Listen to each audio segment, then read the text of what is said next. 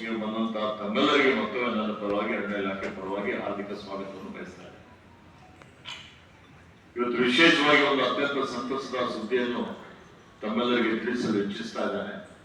ಅಂತಾರಾಷ್ಟ್ರೀಯ test cricket ಪಂದ್ಯದ ಒಂದು ಇನ್ನಿಂಗ್ಸ್ ನಲ್ಲಿ 10 ವಿಕೆಟ್ ಪಡೆದ ದಾಖಲೆಯನ್ನು ಹೊಂದಿಸುವ ಕರ್ನಾಟಕದ ಹೆಮ್ಮೆ ಪುತ್ರರಾದಂತಹ ಅನಿಲ್ ಕುಂಬ್ಳೆ ಅವರು ವನ್ಯಜೀವಿ ಪ್ರಿಯರಾಗಿದ್ದಾರೆ.